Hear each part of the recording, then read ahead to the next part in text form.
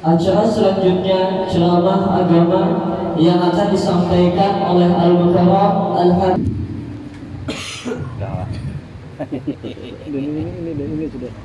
Ini sudah memutar.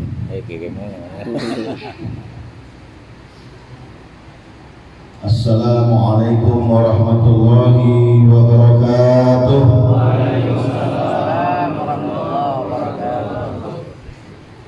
Alhamdulillah jada wa takarrama wa tafaddala wa an'am wa ja'alana min khairil umam wa arsala ilayna misbahad dhulam.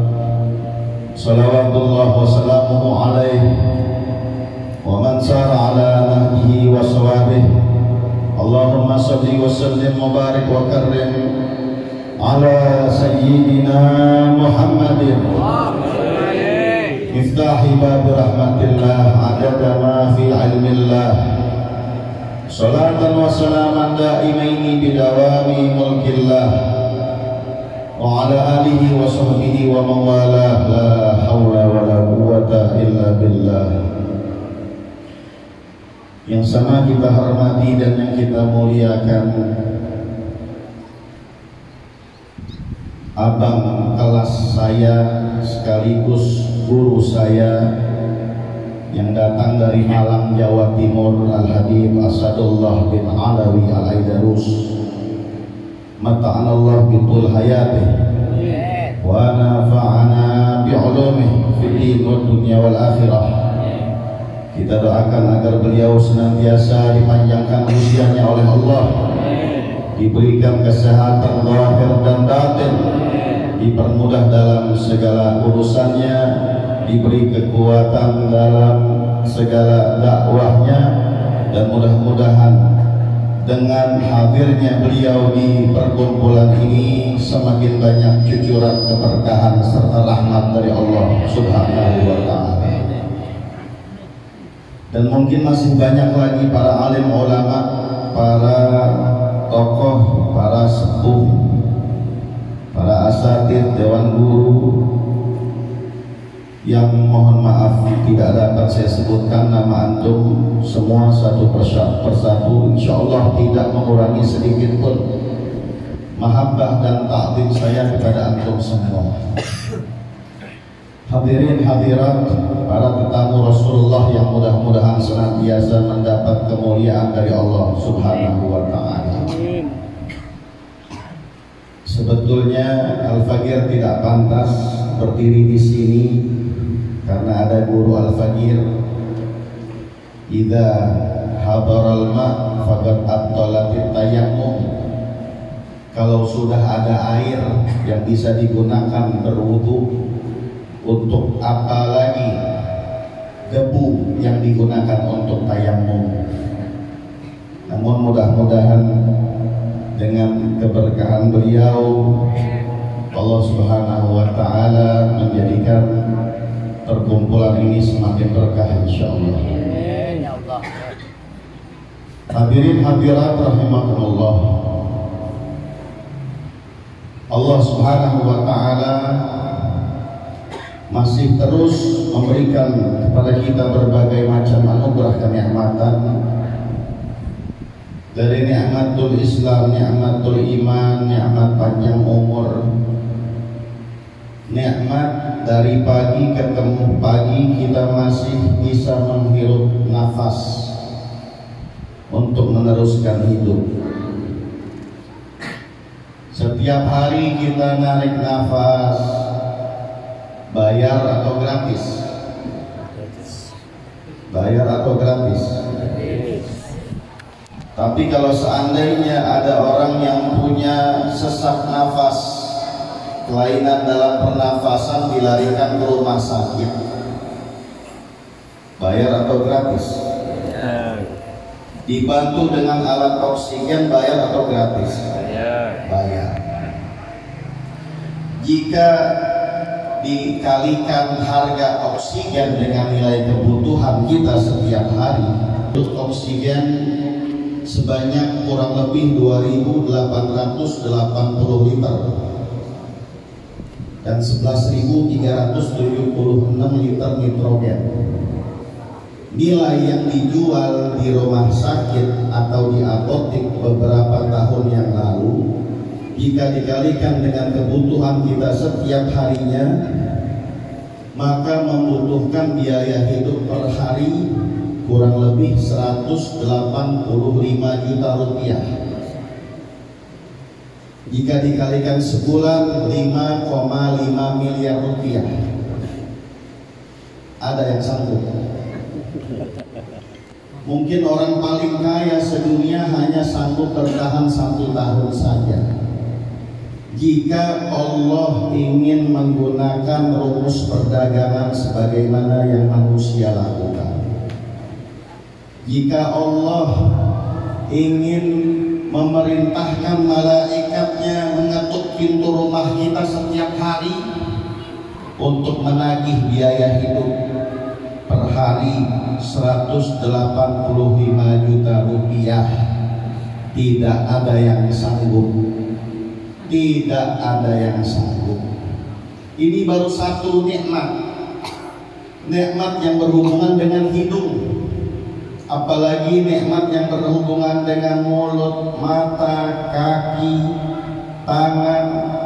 Semua nikmat apabila Allah Subhanahu wa ta'ala ingin menghitung dan menagih biaya dari kita, tidak akan ada yang sanggup. Satu nikmat saja tidak sanggup untuk kita bayar, apalagi banyak nikmat dari Allah Subhanahu wa ta'ala. Maka Allah Subhanahu wa ta'ala mengulang-ulang ayat di dalam surat Ar-Rahman 31 kali, diulang-ulang terus ayat itu oleh Allah Subhanahu wa ta'ala. Ayat yang sering kali kita mendengar, tidak asing lagi di telinga kita. Fabi ayyi ala'i rabbikuma tukadziban. Lalu nikmat dari Allah Tuhanmu yang mana lagi yang kamu dustakan? Diulang-ulang terus sama Allah 31 kali. Karena memang banyak di antara kita yang mendustakan nikmat. Kita tidak pernah mengingkari nikmat. Kita sepakat nikmat dari Allah.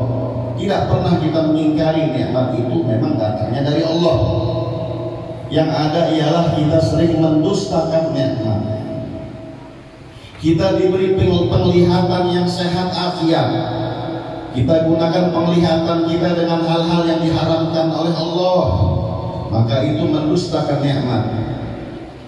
Kita memiliki lisan, mulut yang mampu bergerak, namun tidak kita gunakan untuk pembicaraan yang baik, untuk membaca Al-Quran. Kita gunakan untuk membicarakan kejelekan orang. Kita gunakan untuk membohongi orang, melaknat, mencaci maki, maka ini mendustakan nikmat. Kita memiliki kedua kaki yang harusnya kita gunakan untuk ibadah, berjalan ke tempat-tempat ibadah, namun kita gunakan berjalan ke tempat-tempat maksiat, maka ini mendustakan nikmat. Kita tidak pernah mengingkari nikmat, namun kita sering mendustakan nikmat dari Allah Subhanahu wa ta'ala. Sayyidina Umar bin Khattab bingung, heran dengan doa tersebut, dan Sayyidina Umar bertanya, apakah tidak ada doa lain? Kamu berdoa, jadikanlah aku dari yang sedikit, jadikanlah aku dari yang sedikit. Masih banyak doa-doa lain yang diajarkan Rasulullah kepada kita. Maka orang itu menjawab, doaku demikian wahai khalifah, karena aku mengikuti ayat yang berbunyi wa qalilun min ibadiyasy syakur, sedikit dari hamba-hambaku yang bersyukur. Maka maksud doaku, jadikanlah aku dari yang sedikit, agar aku dijadikan dari hamba-hamba yang pandai bersyukur kepada Allah Subhanahu wa ta'ala.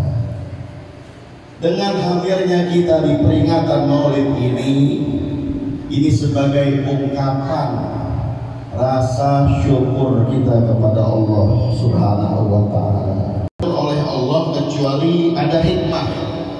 Apa hikmah Rabiul Awal sebagai bulan kelahiran Nabi?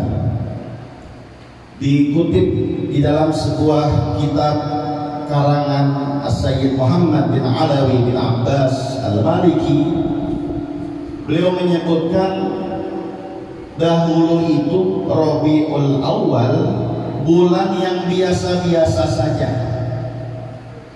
Dahulu bulan Rabiul Awal tidak ada peristiwa yang penting. Rabiul Awal dahulu tidak begitu dianggap. Maka dipilihlah Rabiul Awal sebagai bulan kelahiran Nabi agar tidak ada orang-orang yang beranggapan mulianya Nabi disebabkan bulannya. Jika seandainya Ramadan dipilih sebagai bulan kelahiran Rasulullah, mungkin ada saja orang yang beranggapan kemuliaan Nabi dikarenakan bulannya yang mulia, yaitu bulan Ramadan. Namun ini tidak, Rabiul Awal bulan yang biasa-biasa saja dahulu. Setelah Rasulullah dilahirkan, maka bulan Rabiul Awal menjadi bulan yang sangat luar biasa. Dahulu Rabiul Awal bukan bulan istimewa, namun setelah Rasulullah dilahirkan, Rabiul Awal menjadi bulan yang paling istimewa. Kemuliaan Nabi bukan karena sesuatu, namun sesuatu menjadi mulia apabila berkaitan berhubungan dengan Rasulullah Sallallahu Alaihi Wasallam. Dimuliakan hari Senin karena hari kelahirannya. Dimuliakan Rabiul Awal